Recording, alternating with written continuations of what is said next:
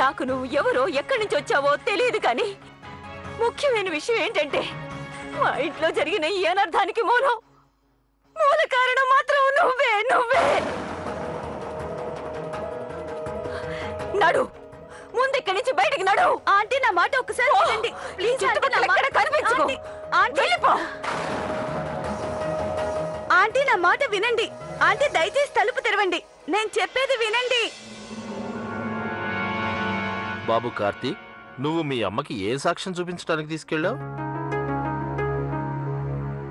నాన్నా చూడండి, గతాన్ని తిరిగి తోడటం వల్ల ఉపయోగం లేదు.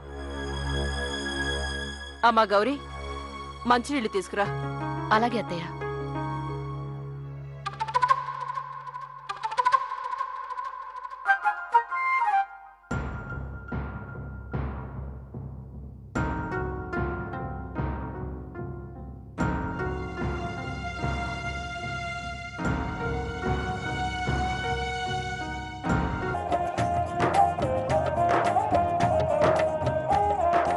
అరే ఏ చిన్న, అసలేం జరిగిందో చెప్పు. వదినా, అసలు అక్కడ ఏం జరిగిందో చెప్తే మీరు నమ్మలేరు.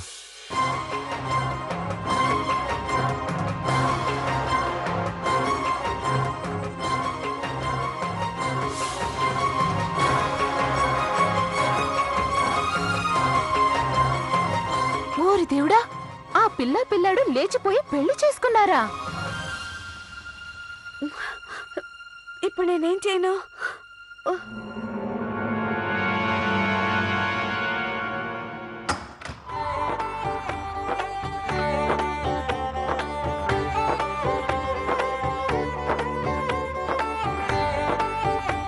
దండం పెడుతున్నాను, మీరిక్కడి నుంచి వెంటనే వెళ్ళిపోండి.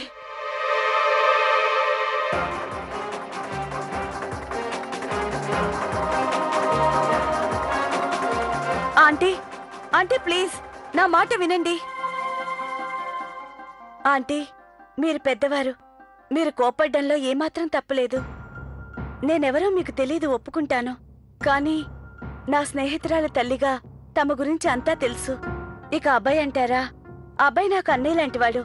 ఇంకో విషయం, వాళ్ళిద్దరూ పెళ్లి చేసుకున్నారు, కానీ ఏ తప్పు చేయలేదు. వాళ్ళిద్దరూ ప్రాణప్రదంగా ప్రేమించుకున్నారు. ఆ ప్రేమను సార్థకం చేసుకోవాలంటే పెళ్లే కదా మార్గం, కాదంటారా? చూడమ్మాయి, నాకివన్నీ తెలీదు. అబ్బాయికి చెల్లెలువైనా గాని, తారకి స్నేహితురాలువైనా గాని నాకు అనవసరం. నీకు మా ఇంటి విషయాల్లో కల్పించుకునేందుకు ఏ హక్కు లేదు. అది నాకు తెలుసు. కానీ మీరు మీ కడుపున పుట్టిన అమ్మాయి మనసులో ఏముందో తెలుసుకోలేదు. ఆంటీ, తారా మీకు తన ప్రేమ గురించి అంతా చెప్పిందనే విషయం నాకు పూర్తిగా తెలుసు. మీరు తన ప్రేమను కాదన్నారు. ఇక నా మాట అంటారా? నేను ఆడిన నాటకం వల్ల వాళ్ళ జీవితాల్లో సంతోషం నిండుతుందంటే నేను చేసిన పని తప్పేలా అవుతుందా ఆంటీ? మీరే చెప్పండి.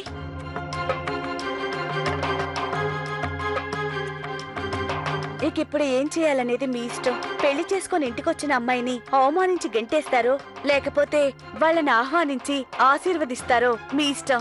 మీరే ఆలోచించుకోండి.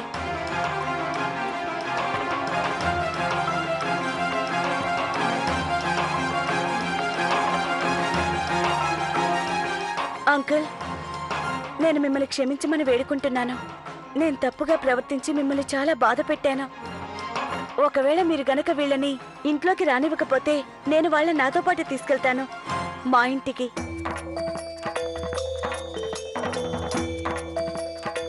తారా, అబ్బాయి, పదండి.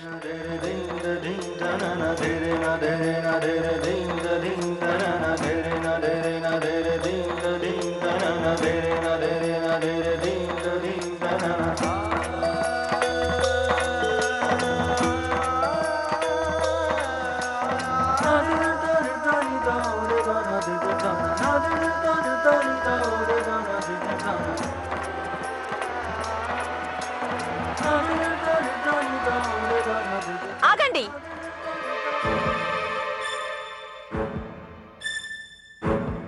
ఇంకొక అడుగు ముందుకు వేశారంటే నా కోపానికి బలైపోతారు.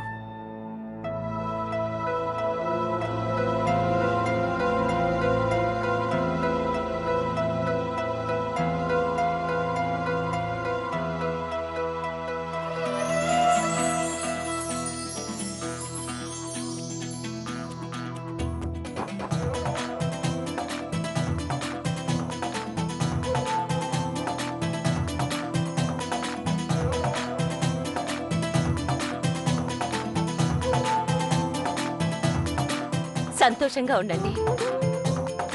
చల్లగా ఉండండి, చల్లగా ఉండండి. ఇప్పుడు లోపలికి రండి. ఇప్పుడు సంతోషమేగా.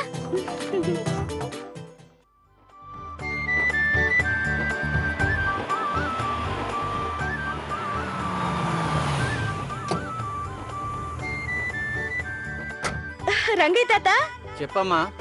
ఇదిగో తీసుకో. ఇవాళ అభయ్ తారల పెళ్లి జరిగింది. అమ్మా నాన్న ఎక్కడున్నారు? ఆ, ఇంకొకటి పెడతానా?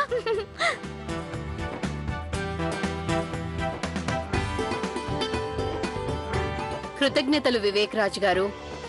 నేను చేస్తున్న సంఘసేవను నా భర్తైన మీరు చేసినట్టుగా చూపించారు. దాని ఆధారంగా మీరు రాజకీయాల్లో పేరు, సీటు సంపాదించారు. మీరింకా ఏ కాలంలో ఉన్నారు మాలతీదేవి గారు? మీ సంఘసేవ ఎంతమందికి తెలుసు, ఎంతవరకు తెలుసు అన్నది నాకనవసరం. ఒక మాట మాత్రం చెప్పగలను, వివేక్ రాజ్ భారీగా నా పక్కనున్న మీ ఫోటోలు పత్రికల్లో ప్రతిరోజు వస్తుంటాయని. ఇంకా చెప్పాలంటే మీరు వచ్చి రిబ్బన్ కటింగ్ లాంటివి చేస్తారు కదా, సంఘ సేవకురాలని మాత్రం కాదు. మీకు ఆ గౌరవం ఈ వివేక్ రాజ్ భార్య అవడం వల్ల. ఈ విషయంలో మీరు నాకు రుణపడి ఉండాల్సిందే. మీరు రాజకీయ నాయకులైనందుకు మీకు చాలా గర్వంగా ఉంది కదా. కానీ మీకు నానానికి రెండో వైపున్న నిజాలు కూడా తెలిస్తే బావుండు.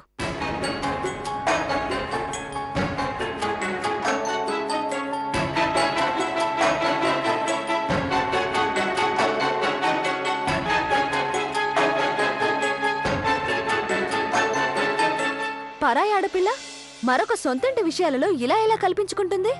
నువ్వు చెప్పేది నిజమే సిమ్రన్. మేమింతవరకు ఇలాంటి విషయం వినలేదు, చూడలేదు. అయినా ఇది మన కుటుంబానికి ఎందుకు జరిగుంటుంది? పెద్ద కోడల మాటల్లో వాస్తవం ఉంది. మేము 4 అబ్బాయిల పెళ్లిళ్ళు ఇబ్బంది లేకుండా చేశాం. ఏ రోజు ఇలాంటి గందరగోళం జరగలేదు. అది కూడా పరాయి ఆడపిల్ల వల్ల. అదంతా పక్కన పెట్టండి మావయ్య. అత్తయ్య గారు మాత్రం మన చిన్నాన్ని దోషగా నిలబెట్టి బాధ పెట్టారు. మీనాక్షి, మీనాక్షి, మీనాక్షి.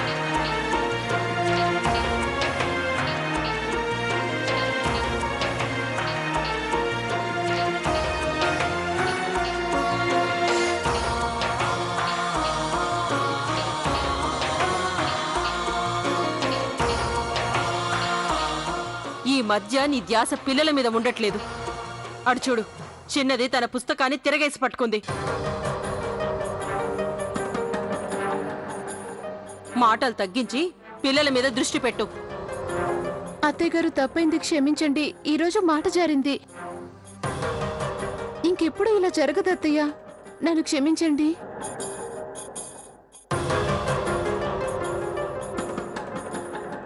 నానమ్మ గారు, ఇప్పుడు మీరు చిన్నాన్నకు సారీ చెప్పాల్సిందే.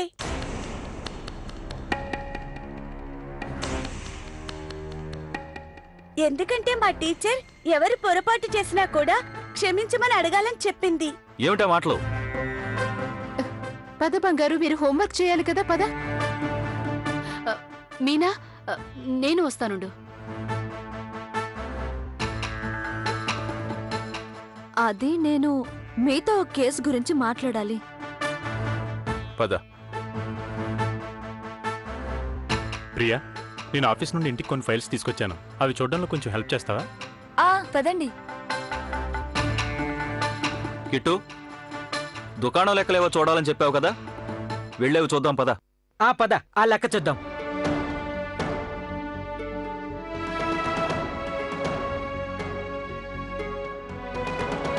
చిన్న, కాస్త ఆగు.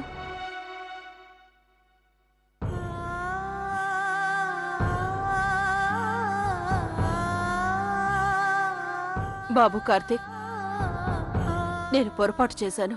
లేదమ్మా, లేదు. నువ్వు అసలు ఎటువంటి పొరపాటు చేయలేదు.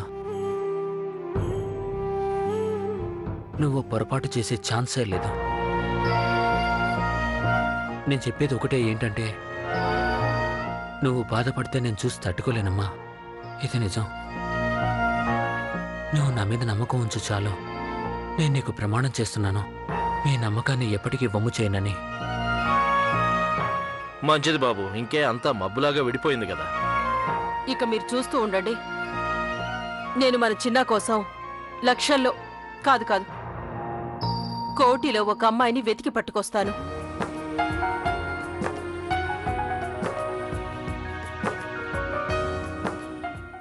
అమ్మకి నాన్నకి ఒక క్షణం కూడా తీరికుండదు. వీళ్ళకెప్పుడు వీళ్ళ లోకమే ముఖ్యం. కనీసం ఒక మాటైనా వినరు. మిస్ లవ్లీదేవి, మీ తల్లిదండ్రులు మామూలు మనుషులు కారు. వాళ్ళిద్దరూ చాలా పెద్ద సెలబ్రిటీస్. ఈ సెలబ్రిటీస్ కి వాళ్ళ పనుల కన్నా కూడా ఇతరుల పనులే ఎంతో ముఖ్యం. అందుకని మీరే అడ్జస్ట్ అవ్వాలి. అర్థమైందా? ఈడియట్.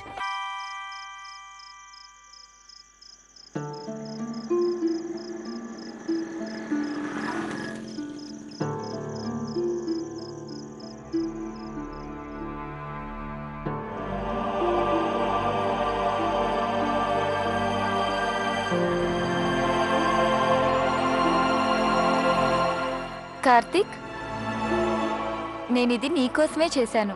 తిని టేస్ట్ ఎలా ఉందో చెప్పు. అది వదినా, నాకిప్పుడు చిన్నా, ఇందులో ఉన్నవన్నీ నీకిష్టమైనవే. వచ్చి తిను. వదినా, యాక్చువల్లీ నాకు ఆకలిగా లేదు. ఇంకేం మాట్లాడుకు, దిగు కిందికి. రా నాతో రా. ఇలా ఇక్కడ కూర్చో. ఇక్కడ ఇవ్వు. ఈ రోజు నా మరుదికి నేను తినిపిస్తాను. చిన్న కూడా మన ఇంట్లో పిల్లలతో సమానమే కదా.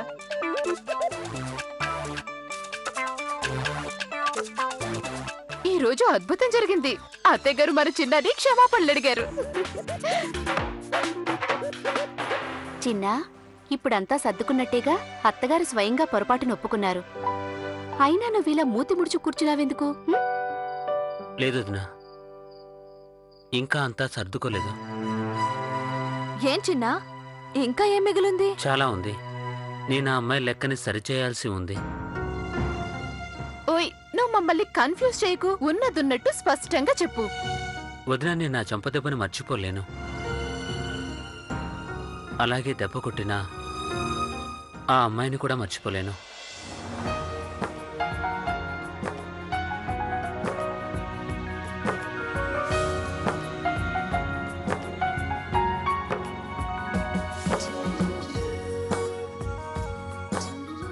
తనిచ్చింది తనకి తిరిగిచ్చే టైం వచ్చింది.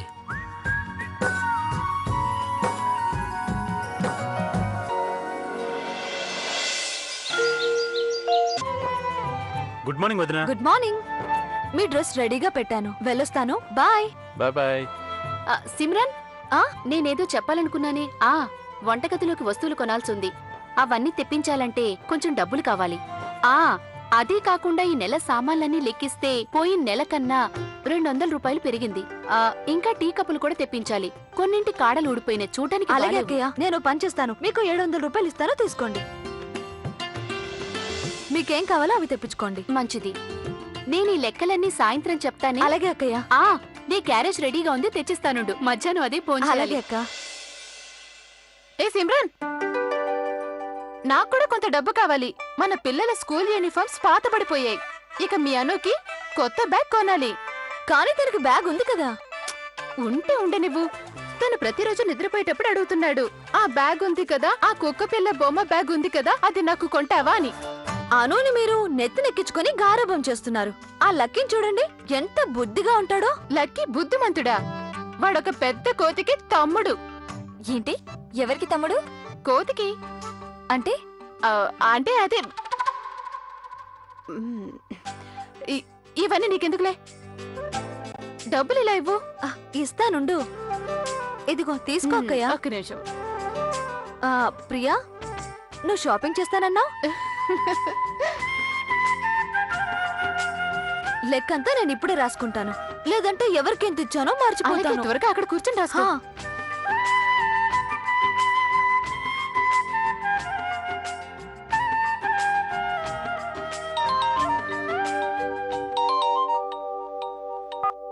హలో. సరే, నేను నేరుగా సంఘటనా స్థలానికి వస్తాను. అమ్మాయి గారు, చిన్నమ్మ గారు,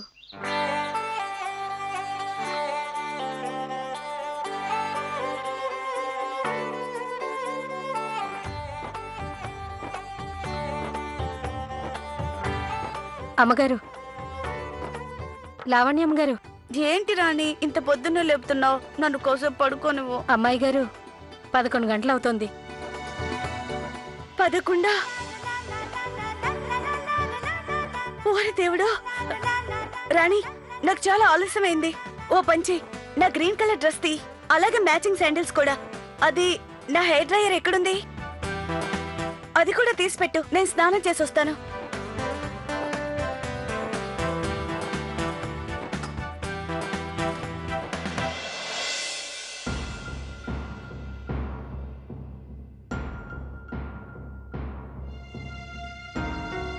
హలో మరిది గారు, గుడ్ మార్నింగ్. గుడ్ మార్నింగ్ వదినా. ఏంటి సంగతి? అబ్బే ఏం లేదు. ఒక నిమిషం ఆగు. మంచిది. ఊరికే నేను వదిలిన వైపని, వదిలిన పక్షవని, అన్నల వైపు కాదని అంటుంటావు. నీ మాటల్లో నిజముంటే మనసులో ఏం దాచుకుంటే చెప్పేవాడివి. అంత అబద్ధం. ఇక నేను నీతో మాట్లాడుపో. అయ్యో వదినా, అలాంటి రహస్యాలేమీ లేవు. ముందు నేను చెప్పేది వినండి. అవునా? ఇలా నిలబడే చెప్తావా? ఇలారా. ఏదో పోగొట్టుకున్నట్టుంటే మేము చూస్తూ ఎలా ఉంటాం? వదినలంటావు, వదినలకేం చెప్పకపోతే నీ ఫీలింగ్స్ ఎవరితో షేర్ చేసుకుంటావు? ఇప్పుడు చెప్పు, అసలు సంగతేంటి? వదినా, నేను అనుకునేది ఏంటంటే, నాకు ఒకసారి ఆ అమ్మాయి కనిపిస్తే తనకి ఎలాంటి గుణపాఠం చెప్తానంటే జీవితంలో మర్చిపోలేదు. చిన్న తుఫాన్ వచ్చింది, అంత సర్దుకుంది కూడా. ఆయన నీ గుండెలో అలజడి తగ్గలేదా? తన మీద నువ్వు ఇంత కోపాన్ని పెంచుకున్నావా? సరే ఒకటి చెప్పు, నిన్న ఆ అమ్మాయి కలిసింది అనుకో, అప్పుడు నువ్వేం చేస్తావు? చెంపదెబ్బతో సమాధానం చెప్తాను. అరే వాహ్, అది నా మరిది పౌరుషం. నీకేమైనా సాయం కావాలంటే నాకు చెప్పు. అవసరం ఉంటే తప్పకుండా చెప్తాను. కానీ ఇప్పుడు మీరు నాకు ప్రామిస్ చేయాలి. ఏంటో చెప్పు. మన ఇద్దరి మధ్య జరిగిన ఈ సంభాషణ మన ఇంట్లో ఉన్న ఏ ఒక్కరికి కూడా దయచేసి మీరు తెలియనివ్వద్దు. ఓహో, అలాగే చెప్పను, ప్రామిస్.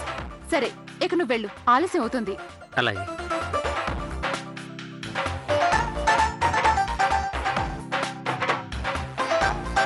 ఏ చిన్న చిన్న చిన్న, నువ్వు ఆ అమ్మాయిని అసలు ఎలా వెతికి పట్టుకుంటావు?